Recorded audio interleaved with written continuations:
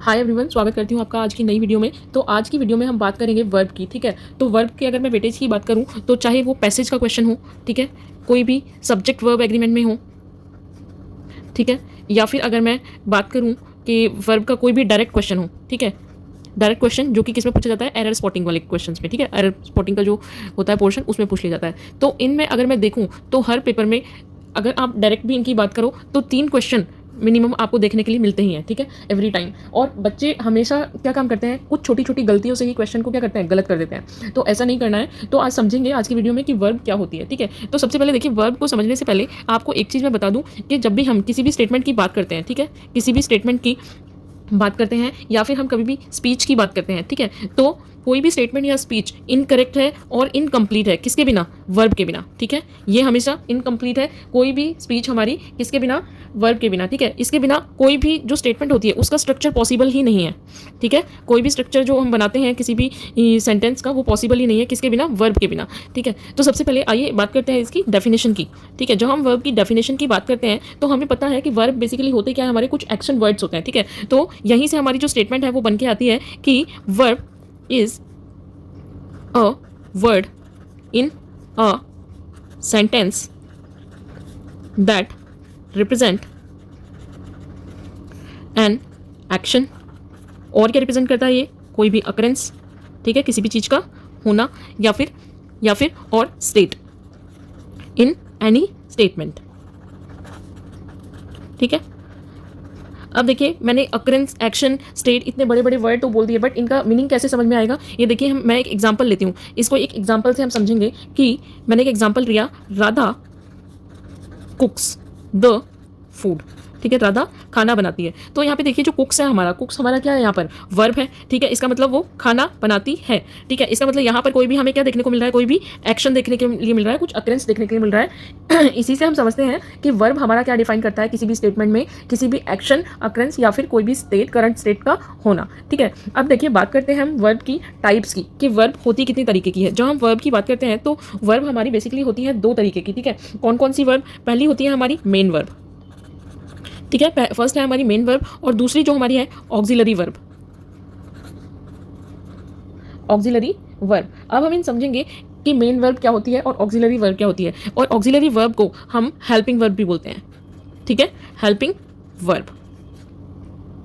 हमेशा याद रखिए जब भी हम बात करेंगे मेन वर्ब की, ठीक है, सबसे पहले तो किसी भी स्टेटमेंट में मेन वर्ब जो होती है हमारी मेनली एक्ट करती है, मतलब मेन सब्जेक्ट, मेन हमारा वर्ड की तरह ही एक्ट करती है ये, ठीक है। और इसमें मेन वर्ब की हमेशा 2 कंडीशन होती है। पहला तो ये कि जब भी हम मेन वर्ब की बात करते हैं इसका कुछ ना कुछ मीनिंग होता है हमेशा, ठीक है, मीनिंग होता है। और हमेशा ये 3 फॉर्म्स में डिवाइड होती है, ठीक है। कितनी फॉर्म्स में, 3 फॉर्म्स में। आपने पढ़ा होगा कई बार, जैसे कि मैं हेल्प का बताती हूँ, हेल्प, हेल्प, हेल्प, ठीक है। तो ये हमारी क्या हो गई, हमारी first form, second form, third form, और प्लस इसका मीनिंग भी है क्या बोला, मदद करना, ठीक है, मदद। हेल्प का मतलब होता है हमारा मदद, ठीक है। तो ऐसे ही मेन वर्ब क्या होता है, उसका कुछ मीनिंग होता है, प्लस वो 3 फॉर्म्स में डिवाइड होती है। ऐसे ही जब हम ऑक्सिलरी वर्ब की बात करते हैं तो ऑक्सिलरी वर्ब को हम पहले ही समझ गए हैं कि ये क्या होती है, हमारी हेल्पिंग वर्ब होती है, ठीक है। और ये भी 3 कैटेगरीज में लाइज करती है, ठीक है, 3 कैटेगरीज में। अब वो कौन कौन सी कैटेगरी है, जैसे कि मेरी पहली कैटेगरी जो आती है वो है यहाँ पर बी, ठीक है। अब बी कैटेगरीज में कौन कौन सी आती है, मेरे इज हो गया, एम हो गया, ठीक है, आर, वॉज, वर, और हो गया हमारा बीन,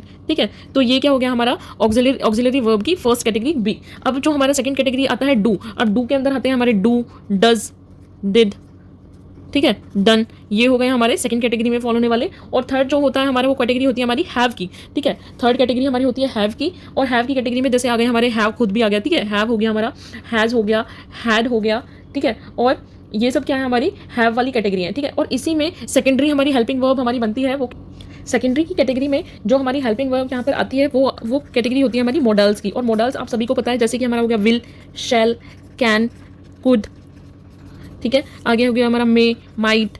तो ये हमारे होते हैं कौन सी, मॉडल्स की कैटेगरी, या फिर हम सेकंड हेल्पिंग वर्ब कैटेगरी भी इनको बोल सकते हैं, ठीक है। इसके अलावा हमारी कुछ होती है रेगुलर वर्ब्स। कौन सी, रेगुलर वर्ब्स। और रेगुलर वर्ब जैसे कि verb that and with ED और डी, ठीक है, जो ईडी और डी के साथ क्या होती हैं, एंड होती हैं, ठीक है। और उनमें क्या होता है कि पास्ट टेंस और past participles are regular verbs होती हैं, ठीक है। जैसे कि इसमें देखिए, समझिए यहाँ पर किल हो गया हमारा, किल से बनेगा हमारा क्या, किल, और किल्ड, यही बनेगा। अगर मैं इसकी बात करूँ तो ये फर्स्ट फॉर्म है, सेकंड फॉर्म है, ये हमारा क्या है, थर्ड फॉर्म है, ठीक है। और ये जो होती है हमारी, ये होती है हमारी प्राइमरी वर्ब, ठीक है। और ये हमेशा रिप्रेजेंट करती है किसको, पास्ट एक्शन को रिप्रेजेंट करती है, और ये हमेशा रिप्रेजेंट करती है पास्ट पार्टिसिपल को, ठीक है, पास्ट पार्टिसिपल। ये सब चीज़ें मैं आपको बताऊंगी अभी कि क्या होती हैं, ठीक है। उसके अलावा जब मैं बात करती हूँ इसी में, मैं एक और एग्जाम्पल ले लूँ, ये हमारा हो गया फर्स्ट एग्जाम्पल। अगर मैं सेकंड एग्जाम्पल की बात करूँ तो वो हमारा हो गया जैसे कि पैड हो गया, पैड से हमारा क्या बनेगा, पैडेड, और इसी से हमारा फिर पैडेड। तो ये भी हमारी रेगुलर वर्ब ईडी और डी पे हमेशा क्या होती है, एंड होती हैं, और प्लस वर्ब पास्ट को रिप्रेजेंट करने के लिए, and this is for the past participle, ठीक है। वहीं हमारा जैसे कि कंपेयर, कंपेयर्ड, कंपेयर्ड हो गया, बज, बज्ड, बज्ड, ठीक है। उसके अलावा हमारी होती है क्या, इररेगुलर वर्ब। जैसे हमारी ये रेगुलर है वैसे ही हमारी इररेगुलर वर्ब्स होती हैं। और इररेगुलर वर्ब्स कौन सी होती हैं, that and in any way other by adding D और ईडी, ठीक है। कैसे, और इसमें देखिए जो पार्टिसिपल्स होते हैं वो क्या होते हैं, हमारे इररेगुलर वर्ब्स होते हैं, ठीक है, इररेगुलर वर्ब्स होते हैं। जैसे कि एक एग्जांपल मैं अगर यहाँ पर ले लिया, जैसे कि अराइज, अराइज की सेकंड फॉर्म क्या बनेगी, अरोज, ठीक है। और फिर अराइजन, ये हमारी हो गई first form, second form, third form. अब देखिए ना तो ये ईडी पे खत्म हो रही है ना ही डी पे खत्म हो रही है, ठीक है। तो इन्हीं वर्ब्स को हम क्या कहते हैं, इररेगुलर वर्ब्स। इसी में एक और एग्जांपल अगर मैं लूँ तो जैसे कि मेरा एग्जांपल हो गया यहाँ पर अवेक, अवॉक, अवेकन, ठीक है। ये भी हमारा किसका एग्जांपल हुआ, इररेगुलर वर्ब्स का। आइए आगे समझते हैं कि किसी भी स्टेटमेंट को लिखने का एक तो हमारा जो स्टैंडर्ड पैटर्न होता है, ठीक है, स्टैंडर्ड पैटर्न। और जब स्टैंडर्ड पैटर्न की बात करते हैं तो हम किसकी बात करते हैं, स्ट्रक्चर की बात करते हैं। तो मैंने बताया था आपको, अगर आपको याद होगा कि स्टैंडर्ड पैटर्न की जब या फिर स्ट्रक्चर की मैं बात करूँ तो हमारा वो होता क्या था, subject plus verb plus object, ठीक है। यही होता था हमारा स्टैंडर्ड पैटर्न किसी भी स्टेटमेंट को लिखने का। या इसके अलावा हमारा स्टैंडर्ड पैटर्न क्या हो सकता है, सब्जेक्ट प्लस वर्ब, उसके साथ हमारी प्रेपोजिशन भी ऐड हो जाती थी, ठीक है, प्रेपोजिशन प्लस हमारा ऑब्जेक्ट, ठीक है। यही दोनों स्टैंडर्ड पैटर्न्स हैं किसी भी स्टेटमेंट को लिखने के, ठीक है। तो अब देखिए एक मिनट, इसमें एक एग्जांपल हम लेते हैं। एग्जांपल की हेल्प से मैं आपको बताती हूँ कि यहाँ पर समझ लीजिए, मैंने एक एग्जांपल ले लिया, शी राइट्स अ बुक, ठीक है, शी राइट्स अ बुक। और यहाँ पर देखिए मैं एक एग्जांपल ले लेती हूँ इस केस में, she writes a book with a pen, ठीक है। यहाँ पर ए मैं हटा देती हूँ, ठीक है। She writes a book and she writes a book with a pen, she writes with a pen, या फिर मैं सिंपल ले लेती हूँ, she writes with a pen. अब देखिए जब मैं इस केस की बात करती हूँ तो जो राइट है हमारा, जो यहाँ पे जो राइट है हमारा, वो क्या है हमारा, वो किस पे डिपेंडेंट है, हमेशा अपने ऑब्जेक्ट पे डिपेंडेंट है, ठीक है। इस केस में जब हम प्रपोजिशन की बात नहीं कर रहे हैं तो यहाँ पे राइट हमारा किस पे डिपेंडेंट है, बुक पे डिपेंडेंट है, ठीक है। बल्कि जब हम इसकी बात करते हैं तो राइट क्या है हमारा, डायरेक्ट पेन पे डिपेंडेंट नहीं है, इसको हम प्रेपोजिशन के साथ यूज़ कर रहे हैं, ठीक है। इसको हम किसके साथ यूज़ कर रहे हैं, प्रेपोजिशन के साथ, ठीक है। तो जब हम इस तरह की बात करते हैं बिना प्रेपोजिशन की, ठीक है, जब हमारी वर्ब डायरेक्ट ऑब्जेक्ट पे डिपेंडेंट है, तो उस केस में हम उसको बोल सकते हैं क्या बोला, ट्रांजिटिव वर्ब्स, ठीक है, ट्रांजिटिव वर्ब्स, ठीक है। और जब हमारा यहाँ पर देखिए जो वर्ब है वो डायरेक्टली पेन के ऊपर डिपेंडेंट तो है बट उसमें प्रेपोजिशन भी यूज़ हो रहा है, ठीक है। तो इसको हम क्या कहते हैं, intransitive verb, intransitive verbs. I hope this difference is clear, ठीक है, ट्रांजिटिव एंड intransitive verb, ठीक है।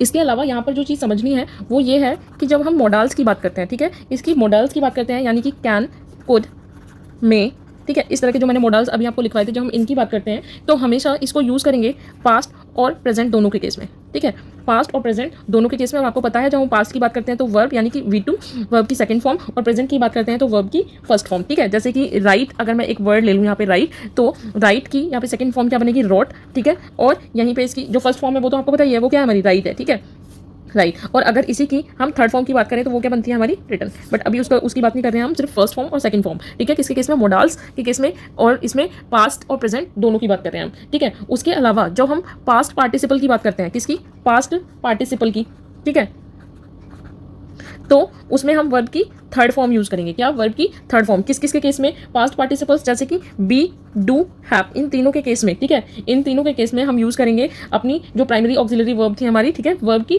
Third form. और थर्ड फॉर्म हमारी यहाँ से देखिए क्या, ये रिटर्न, ठीक है। इसी में जब हम प्रेजेंट पार्टिसिपल की बात करेंगे, प्रेजेंट पार्टिसिपल की बात करेंगे तो वहाँ पर हम यूज़ करेंगे अपना क्या, वर्ब की फर्स्ट फॉर्म के साथ ING। जैसे कि अगर मैं राइट का लिखूँ तो राइट का क्या बन जाएगा, राइटिंग। अब देखिए जो ये सब चीज़ें आपने समझी हैं, इनको एक एक करके मैं आपको स्टेटमेंट के साथ बताऊंगी तो आपको ईजिली समझ में आएगा।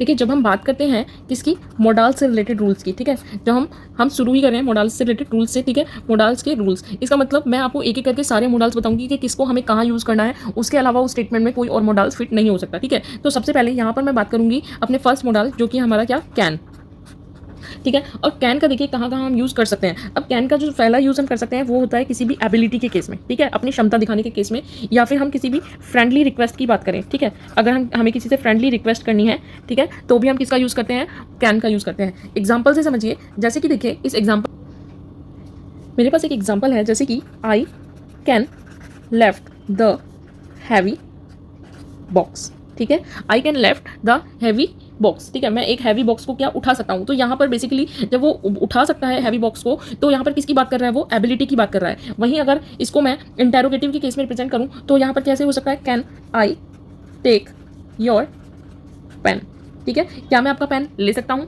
Can I take your pen. तो ये क्या हो गया, हमारा इंटेरोगेटिव का केस हो गया, ठीक है। तो जब हम किसी से या तो फ्रेंडली रिक्वेस्ट करते हैं या अपनी एबिलिटी को रिप्रेजेंट करते हैं, दोनों केसेस में हम यूज़ करेंगे किसका, कैन का यूज़ करेंगे। साथ में ही कैन की जो पास्ट फॉर्म है कुड, उसका भी समझ लेते हैं, ठीक है। सबसे पहले तो ये होता है क्या, हमारा पास्ट ऑफ कैन, सभी को पता है कि पास्ट ऑफ कैन क्या होता है, हमारा कुड होता है, ठीक है। तो जब ये पास्ट है किसका, कैन का, तो इसको पास्ट की फॉर्म में ही हम कैसे देखिए यूज़ करते हैं। जो सपोज मेरे पास एक एग्जाम्पल है, I can run faster than my brother when I was young, ठीक है। अब देखिए जो हम कैन का यूज़ कर रहे थे, कैन का यूज़ हम एबिलिटी या फिर फ्रेंडली रिक्वेस्ट के लिए कर रहे थे, बट कूड हमारा यूज़ होता है किसके लिए, कैन के पास्ट फॉर्म के लिए। तो यहाँ पे देखिए मैं अपने भाई से तेज़ दौड़ सकता था जब मैं क्या था, यंग था, बट यहाँ पर पास्ट की बात हो रही है, तो पास्ट की बात हो रही है तो यहाँ पर कैन ना यूज़ करके हम क्या यूज़ करेंगे, कुड, ठीक है। तो अब आया आपको समझ, यहाँ पर क्या यूज़ करेंगे, कुड यूज़ करेंगे, ठीक है। वहीं पर देखिए जब हम बात करते हैं वर्ब में किसकी, मे की, अपने अगले मॉडल की, ठीक है। तो मे की जब हम बात करते हैं तो हम मे को कहाँ कहाँ पे यूज़ करते हैं। पहली बात तो परमिशन, ठीक है, permission with request, permission with request के साथ के लिए हम इसको यूज़ करते हैं। और दूसरा इसमें जो केस बनता है वो होता है पॉसिबिलिटी का, पॉसिबिलिटी के लिए इसको हम यूज़ करते हैं। और इसको हम यूज़ करते हैं ब्लेसिंग के लिए, ठीक है, ब्लेसिंग, इसको हम यूज़ करते हैं पर्पस के लिए, ठीक है। किसका यूज़, मे का यूज़। कैसे, एग्जाम्पल से समझिए, जैसे मेरा पहला यहाँ पर देखिए एग्जाम्पल है, मे आई कम इन सर, ठीक है। तो जब आप क्लास में एंटर होते हो या कहीं पे आपको एंट्री चाहिए तो आप बहुत पोलाइटली, बहुत रिस्पेक्ट से अपने टीचर से बात करते हो, मे आई कम इन सर। तो ये हो गया हमारा परमिशन विद रिक्वेस्ट के साथ, ठीक है। उसी में देखिए अगर मैं अपना नेक्स्ट केस ले लूँ तो नेक्स्ट केस में ये कह रहा है कि विद पॉसिबिलिटी, ब्लेसिंग्स और पर्पस। देखिए जैसे कि इट मे रेन टुडे, आज शायद बारिश हो सकती है, ठीक है। तो ये क्या हो गई, एक केस हो गया ये हमारा किसका, पॉसिबिलिटी का, ठीक है। वहीं पे अगर मैं एक और एग्जांपल लूँ, he worked hard so that he may pass, ठीक है, उसने बहुत कड़ा परिश्रम किया इसलिए वो पास भी हो सकता है। ये भी क्या एक पर्पस है, यहाँ पे भी क्या एक पॉसिबिलिटी है, ठीक है। तो जब हम मे का यूज़ करेंगे, permission with request, possibility, blessings and purpose, ठीक है। तो ये तो हमारा केस था मे का। और इसमें जैसे कि अगर मैं ब्लेसिंग्स की बात करूँ तो ब्लेसिंग्स में हम कई बार बोलते हैं मे गॉड ब्लेस यू, ठीक है, मे गॉड ब्लेस यू। तो इसमें भी हम किसका यूज़ करते हैं, मे का यूज़ करते हैं। आइए बात करते हैं अपने अगले मॉडल की, जो कि है हमारा क्या, माइट। अब देखिए माइट को सबसे पहले समझते हैं कि माइट को हम यूज़ कहाँ करते हैं। और माइट हमारा है क्या, पास्ट फॉर्म है किसकी, मे की, पास्ट फॉर्म ऑफ मे। और इसको हम यूज़ कहाँ करते हैं, जब मे से लेसर चांसेस होते हैं किसी भी सेंटेंस में, जहाँ चांसेस तो हैं, यानी कि वहाँ पे पॉसिबिलिटी तो है बट कम है। जब पॉसिबिलिटी होती है तो हम मे की बात करते हैं, बट पॉसिबिलिटी जब लेसर हो तो हम उसमें किसका यूज़ करते हैं, माइट का। किसमें, यहाँ पर लेस चांसेस देन मे, ठीक है। एक तो ये हो गया हमारी पास्ट फॉर्म है मे की, दूसरी बात जब कम चांसेस हो मे से, और तीसरा इसको भी हम पर्पस के लिए यूज़ कर सकते हैं। किसी भी पर्पस को फुलफिल, जब कोई भी सेंटेंस ऐसा होता है तो उसमें भी हम किसका यूज़ कर सकते हैं, माइट का। आइए कुछ एग्जाम्पल से समझते हैं। सपोज मेरे पास एक एग्जाम्पल है, the police said that he may be there, ठीक है। वैसे तो अगर मैं देखूं इस सेंटेंस में यहाँ पर मे ठीक ही लग रहा है, ठीक है, कि पुलिस ने कहा कि वो वहां पर हो सकता है, बट इतने कोई खास चांसेस नहीं है, बहुत लेसर चांसेस हैं। तो मैंने कहा कि लेसर चांसेस के लिए हम क्या यूज करते हैं, माइट, ठीक है। तो अब यहाँ पर हम क्या देखेंगे, the police said that he might be there, कि वहां पे वो हो सकता है। अगर वहीं पर मैं सेम एग्जाम्पल की बात करूं, जैसे कि इट मे रेन टुडे, की पॉसिबिलिटी है कि आज वर्षा हो सकती है, ठीक है। और अगर बहुत कम पॉसिबिलिटीज हो तो वहां पर it might rain today. Okay, तो ये भी हो गया हमारा लेसर चांसेस के लिए, ठीक है, he might pass today, it might rain today. और अगर हम बात करें वहीं पे अपने अगले मॉडल की, जो कि हमारा क्या, यूज्ड टू। आपने कई बार सुना होगा यूज्ड टू। तो यूज्ड टू पहली बात तो हम यूज़ करते हैं किसी भी अपनी पास्ट हैबिट के लिए। कोई भी अपनी जो पास्ट हैबिट होती है उसके लिए हम क्या यूज़ करते हैं, यूज्ड टू। जैसे कि I use to go to temple every day last year. ठीक है, मैं पिछले साल हर दिन मंदिर जाया करता था। ठीक है, तो ये क्या थी, मेरी पास्ट हैबिट थी, पिछले साल की बात कर रहा है। तो जब हम पिछले साल की हैबिट्स को रिप्रेजेंट करते हैं तो उसमें हम किसका यूज़ करते हैं, यूज टू। या फिर मैं इसमें अगर कहूँ आई यूज टू स्मोक। ठीक है, मैं स्मोक करता था, तो ये भी क्या है, ये भी उसकी एक पास्ट हैबिट है। हो सकता है वो आज प्रेजेंट, जब प्रेजेंटली बात हो रही है तो आज वो क्या है, स्मोक नहीं करता, बट वो जो पास्ट की बात कर रहा है तो उसमें हम यूज़ करेंगे use to. I hope this clear.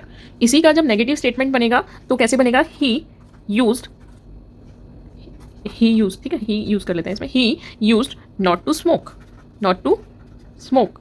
क्यों, क्योंकि he use not to smoke. तो ये हो गया हमारा क्या, नेगेटिव हो गया। He is use to smoke, इसको हम ऐसे भी कर सकते हैं, he is use to smoke, to smoking. ठीक है, वो स्मोकिंग करता है।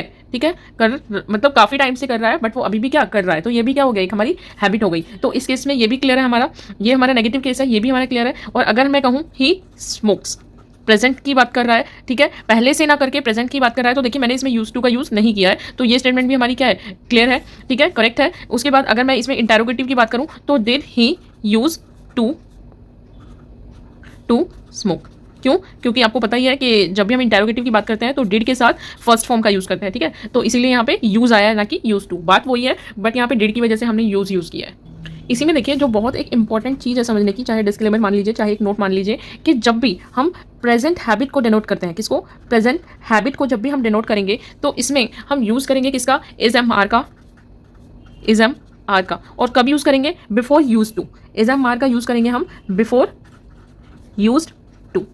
और जब हम प्रेजेंट हैबिट की बात करते हैं सेम उसी केस में हम वर्ब की फर्स्ट फॉर्म प्लस आईएनजी कब यूज़ करते हैं, आफ्टर यूज़, आफ्टर यूज़। ठीक है, जैसे कि मैंने यहाँ पे बताया he is use to, he use not to smoke. चाहे आप नेगेटिव केस ले लीजिए, चाहे पॉजिटिव केस ले लीजिए। अगर मैं इज एम आर की बात करूँ, ठीक है, तो is am are before use to present habit के लिए, यूज टू से पहले इज यूज हो रहा है यहाँ पे। ठीक है, और जब हम आईएनजी की बात करेंगे तो हमेशा आईएनजी यूज के बाद यूज होता है। Okay, I hope this difference is clear.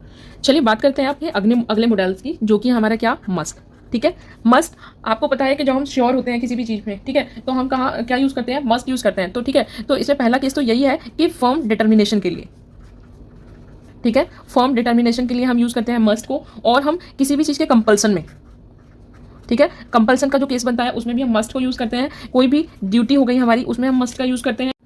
जैसे कि इसमें एक एग्जाम्पल देख लेते हैं। हमारे पास एक एग्जाम्पल है कि you must pass the exam. ठीक है, तो इसमें इस सेंटेंस में हमें क्या दिख रहा है, कंपल्शन दिख रहा है। ठीक है, और वहीं पे अगर मैं एक और एग्जांपल की बात करूं तो यू मस्ट वर्क हार्ड।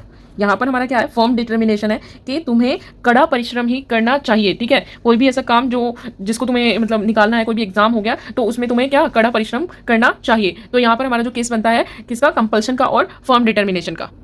आइए समझते हैं कि हम शुड का यूज़ कहाँ पे करते हैं। ठीक है, अब देखिए शुड का जब भी हम यूज़ करेंगे तो हमेशा आपको याद होगा, मैंने लास्ट बताया था टेंसेस में भी, ऑलवेज यूज इन सजेशंस। ठीक है, सजेशन कैसे, मॉरल सजेशन भी हो सकते हैं। ठीक है, किसी को एडवाइस देने में भी हो सकता है, किसका यूज़, शुड का। जैसे कि एग्जाम्पल में अगर मैं लूँ कि यू शुड वर्क हार्ड। ठीक है, यहाँ पे मैंने एक एग्जांपल ले लिया, यू शुड वर्क हार्ड। तो आप ये किसी को क्या दे रहे हैं, कोई एडवाइस ही तो दे रहे हैं, कोई सजेशन ही तो हुआ ये। ठीक है, कि तुम्हें क्या करना चाहिए, हार्ड वर्क करना चाहिए। तो वहाँ पर हम यूज़ करेंगे शुड का। ठीक है, और देखिए कभी कभी जब कोई संभावना का केस हो, कोई भी उस केस में आपको कोई भी कंडीशनल चीज़ें दिख रही हो, जैसे कि एग्जाम्पल में लूँ कि work hard लेस्ट you will fail. ठीक है, work hard लेस्ट you will fail. तो अगर आपको याद होगा सब्जेक्ट वर्ब एग्रीमेंट में मैंने बताया था कि जब हम लेस्ट की बात करते हैं तो वहां पर हमेशा क्या यूज करते हैं, शुड का यूज करते हैं। ठीक है, तो आपको ऐसे भी पकड़ना है स्टेटमेंट्स को, work hard लेस्ट you should fail, क्योंकि लेस्ट क्या है, अपने आप में एक नेगेटिविटी क्रिएट करता है। ठीक है, तो इस पूरे इसको स्टेटमेंट को एक पॉजिटिव रूप देने के लिए क्या यूज करना चाहिए, शुड। ठीक है, तो ये हो गया हमारा केस। वहीं पर अगर हम बात करें ऑट टू, की, ठीक है। तो ऑट टू ये हमारी मोरल ड्यूटी में यूज़ होता है। बहुत सारे लोगों को पता नहीं होता कि ऑट टू का यूज़ हम कहाँ करते हैं। तो ऑट टू को हम यूज़ करते हैं किसमें, किसी भी मोरल ड्यूटी के लिए। जैसे कि इसमें मैं एक एग्जांपल ले लेती हूँ कि we ought to serve our nation, ठीक है। पहली बात तो ये कोई कंपल्सन नहीं है, ये एक फॉर्मल ड्यूटी है, एक मोरल ड्यूटी है, मॉरल सजेशन हम कह सकते हैं कि we ought to serve our nation. तो उस केस में हम क्या यूज़ करेंगे, ऑट टू का यूज़ करेंगे। या फिर मैं अगर इसमें एक और एग्जांपल लूँ, जैसे कि you ought to learn good habits, ठीक है। You ought to learn good habits when you were young. ये जो एग्जाम्पल लिया हुआ है मैंने, ये सीजीएल के मेंस में आया हुआ एग्जाम्पल है। अब आप देखिए कि इसमें इनकरेक्ट क्या है। अभी मैं आप बोलेंगे कि मैम अभी तो आपने बताया कि मोरल ड्यूटी के लिए हम ऑट टू यूज़ करते हैं, कि हमें गुड हैबिट्स सीखनी चाहिए, ये ऑब्वियसली एक मोरल ड्यूटी है। बट इसमें गलत क्या है, बट आगे आप इस सेंटेंस को पढ़ेंगे तो इसमें देखिए व्हेन यू वर यंग, तो किसकी बात कर रहा है, पास्ट की बात कर रहा है, ठीक है। तो जब हम पास्ट की बात करेंगे तो यहाँ पर पास्ट की बात में वर्ब की फर्स्ट फॉर्म आती है, नहीं आती। यहाँ पर क्या आती है, वर्ब की थर्ड फॉर्म। और क्योंकि ये पास्ट परफेक्ट की बात कर रहा है तो इसमें हम क्या लेंगे, हैव लर्नड, ठीक है। You ought to have learned good habits when you were young. So this was the question that has been asked in the exam of CGL. Okay.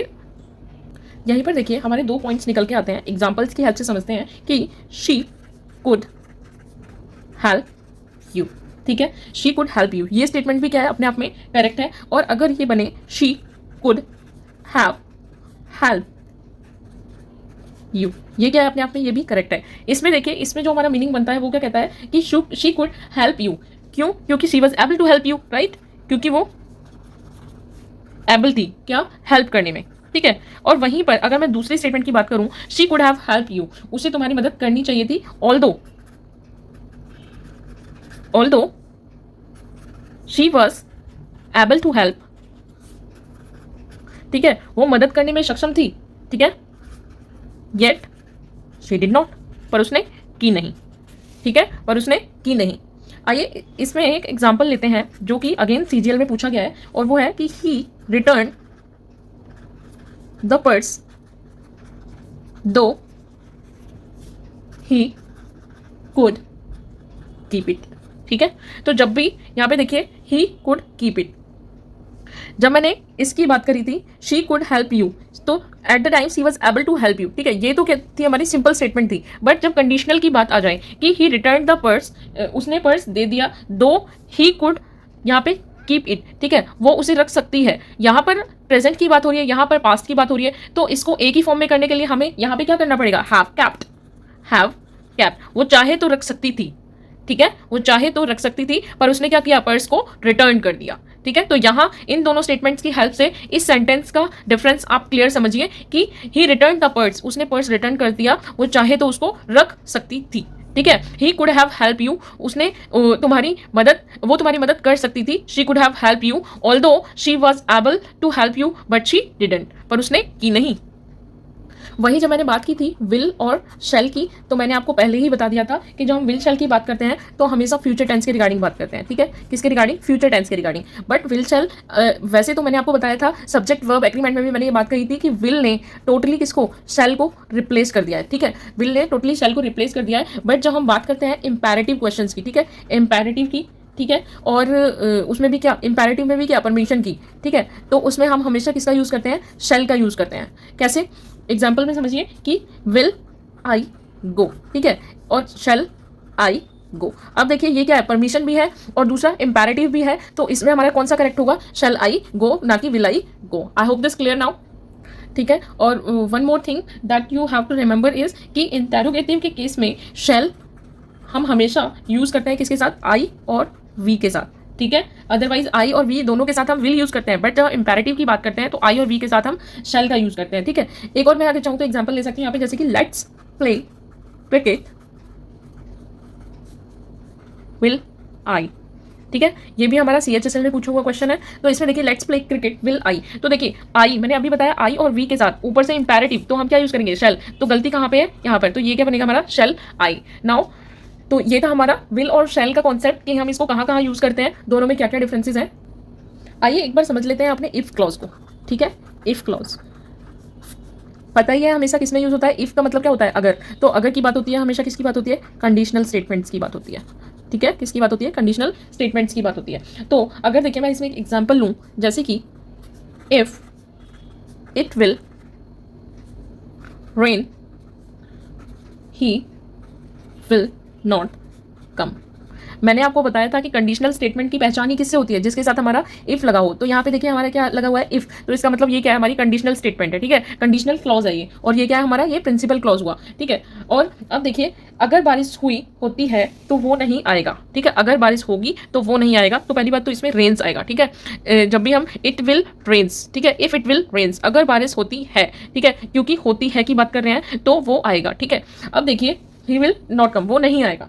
तो पहली पहचान इफ क्लॉज की क्या है कि उसके साथ इफ हमेशा लगा होगा, और जब हम इफ क्लॉज की बात करते हैं तो इसके साथ विल का यूज नहीं करते, ठीक है, विल का यूज नहीं करते। अगर बारिश हुई, या फिर अगर आपको दोबारा से पहचानना है कि अगर बारिश होती है तो पहला काम क्या हो रहा है कि बारिश हो रही है, ये काम तो बाद में ही हो रहा है कि वो आ रहा है या नहीं आ रहा है। तो जो हमारा फर्स्ट जो अकरेंस होता है किसी भी स्टेटमेंट में, फर्स्ट अकरेंस होता है, एक्शन अकर जो भी होता है, ठीक है, उसमें हम विल का यूज नहीं करते। जो सेकंड अकरेंस होता है उसमें हम विल का यूज करते हैं, ठीक है। तो ये तो था हमारा इफ क्लॉज। आइए आगे समझते हैं हम कॉन्सेप्ट वुड का, ठीक है। तो जब हम वुड की बात करते हैं तो वुड क्या है, हमारा पास्ट फॉर्म है, किसका, विल का, पास्ट फॉर्म है ये किसका, विल का। तो इसको हम यूज करते हैं पास्ट हैबिट्स के लिए यूज करते हैं इसको हम, ठीक है। जैसे कि एग्जांपल देखिए कि he hoped that he will pass the exam, ठीक है, उसे उम्मीद थी कि वो एग्जाम पास कर लेगा। बट क्या ये पास्ट एक्शन की बात हो रही है, तो ही वुड पास आएगा, ही वुड पास।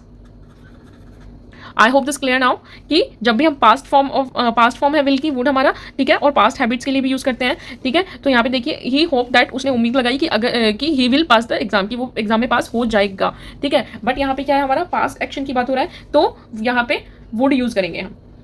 वहीं पर अगर मैं एक और एग्जाम्पल की बात करूं तो I would go to school on 4th, ठीक है, मैं पैदल स्कूल जाता था, ठीक है, when I was a kid, जब मैं क्या था, एक बच्चा था, ठीक है। तो यहाँ पे क्या है, I would go to school on 4th when I was young, और ये स्टेटमेंट क्या है, ये करेक्ट है, ठीक है। और यहाँ पे समझ लेते हैं कि वुड का हम यूज़ कहाँ कहाँ करते हैं, लाइक टू के साथ हम वुड का यूज़ करते हैं, ठीक है, लाइक टू के साथ, ठीक है। वो कैसे, जैसे कि I would like to introduce you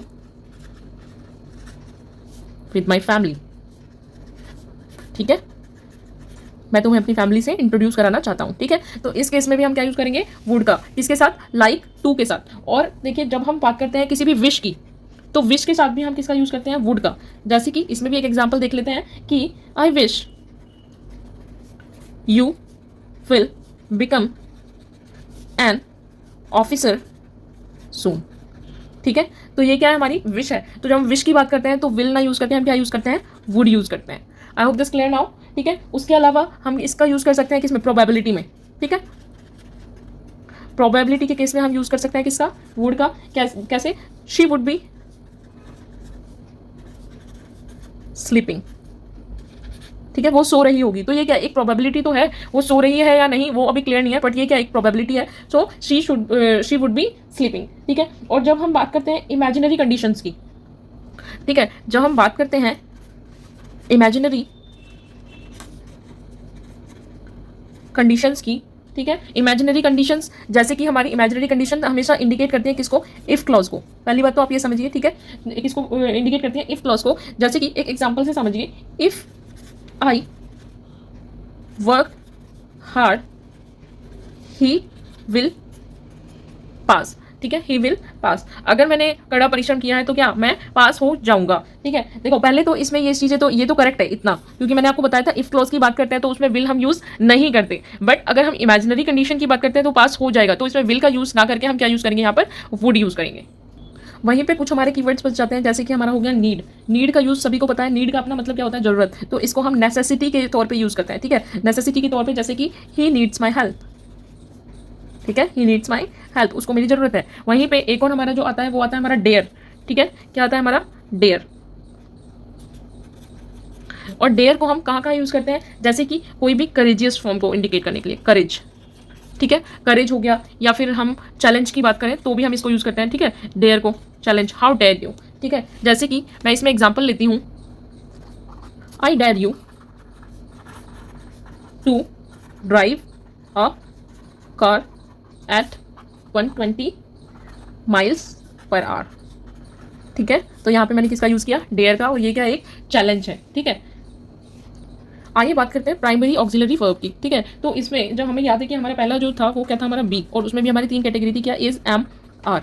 ठीक है, तो ये तो देखिए हमेशा मेन वर्ब की तरह एक्ट करते हैं, क्या, always act as the main verb. मतलब मेन वर्ब जिनकी अगर इनको हम यूज़ ना करें तो कोई भी स्टेटमेंट पूरी नहीं हो सकती। जैसे कि राम इज अ डॉक्टर, अगर मैं इस एग्जाम्पल की बात करूं तो वैसे तो दिखने में एक सिंपल सा सेंटेंस है, Ram is a doctor, but अगर मैं यहाँ पर अपना मेन वर्ब इज यूज ना करूं, ठीक है, तो ये सेंटेंस क्या होगा, इनकम्प्लीट रहेगा, मतलब ये कंप्लीट ही नहीं होगा। तो इस केस में राम इज अ डॉक्टर, इसको हमारा यूज करना क्या है, मैंडेटरी है। ठीक है, तो ऐसे केसेस में हम यूज करते हैं इज, एम, आर का, या फिर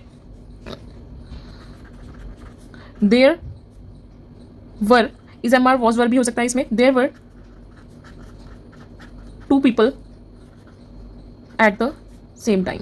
ठीक है, सेम टाइम पर वहाँ क्या थे, 2 लोग थे, बट अगर मैं यहाँ पे वर का यूज ना करूँ तो ये मेरी स्टेटमेंट क्या है, इनकरेक्ट है। ठीक है, तो इज, एम, आर जो हमारी प्राइमरी ऑक्सिलरी वर्ब है ये एक्ट करती है एज ए मेन वर्ब, अगर हम इनको यूज ना करें तो कोई भी स्टेटमेंट क्या होती है, कंप्लीट नहीं हो सकती। वहीं पर जो हमारी नेक्स्ट कैटेगरी थी वो थी हमारी क्या, डू वाली, और डू में हमारा आता था डू, डज, डिड, डन। ठीक है, यही सब आते थे। तो ये परफॉर्म करते हैं किसी भी एक्शन को, या किसी भी एक्शन को परफॉर्म करते हैं, जैसे कि ही डज हिज वर्क। ठीक है, या फिर मैं किसी भी फिजिकल एक्टिविटी की बात कर सकती हूँ तो भी हम इनको यूज करते हैं, ही डज हिज वर्क। या फिर एक और एग्जांपल अगर मैं इसमें ले लूँ, जैसे कि they do the work on time. ठीक है, वो अपना काम समय पर करते हैं, तो ये भी क्या है, ये भी एक फिजिकल एक्टिविटी की बात है, तो इसमें भी हमने क्या यूज़ किया, डू। वहीं पर अगर जो मेरी थर्ड कैटेगरी थी वो थी मेरी क्या, हैव की कैटेगरी में मेरा क्या क्या आ रहा था, हैव हो गया हमारा खुद, हैड हो गया, ठीक है, या फिर हो गया हमारा हैविंग, ये भी हमारा उसी में आ रहा था। ठीक है, और क्या था इसमें, हैज़ था। ठीक है, तो इनको हम यूज़ करते हैं। सबसे पहले तो देखिए टू ड्रिंक या ईट के केस में, ईट या ड्रिंक जब भी हम इन चीज़ों की बात करेंगे तो हैज़, हैव, हैड का यूज़ करेंगे, जैसे कि आई हैव माई लंच। ठीक है, और इसको अगर हम यूज़ करेंगे टेक के केस में इसको यूज़ करते हैं, जैसे कि हैव अ सीट। ठीक है, have a seat, have a glass, have a cup of T. ठीक है, तो ये भी हमारा क्या हो गया, टेक के केस में हो गया। वहीं पर हम इसको यूज़ करते हैं बर्थ के केस में भी। बर्थ के केस में कैसे, जैसे एग्जाम्पल मेरे पास, last year she had a baby girl. Last year उसको क्या हुई, एक बेबी गर्ल को उसने जन्म दिया, तो उसमें हमने यहाँ पे क्या यूज़ करी, अपने हैड, यहाँ पे हमारा हैव, यहाँ पे भी हैव, यहाँ पे भी हमारा हैव। अब हमारा एक लास्ट जो केस बनता है वो होता है पजेस करना, जैसे कि आई हैव अ पेन, मेरे पास एक पेन है। ठीक है, शो करना कि आई हैव समथिंग। ठीक है, तो उस केस में भी हम क्या यूज़ करेंगे, हैव का यूज़ करेंगे। या फिर मैं इसमें एक और बोल सकती हूँ, जस्ट सपोज मेरे पास एक एग्जाम्पल है, I am having a book. ठीक है, तो ये मेरी स्टेटमेंट कैसी हो गई, इनकरेक्ट हो गई। क्यों, क्योंकि जब भी हम किसी पजेस एक्टिविटी की बात करते हैं तो ऑलवेज हम यूज़ करते हैं हैव, ना कि हैविंग। ठीक है, तो हमारा करेक्ट क्या है, आई हैव अ बुक। ठीक है, हैविंग भी नहीं, I have a book. Okay, so this was all about the rule regulations of the main verb और the helping verbs। अब इसमें कुछ 1-2 एग्जाम्पल्स देख लेते हैं। तो पहला एग्जाम्पल जो इसमें आता है हमारा, जैसे कि यू डैश गो नाउ। ठीक है, तो यहाँ पर हमारा ऑप्शन में दिया हुआ है शुड, कैन, कुड, माइट।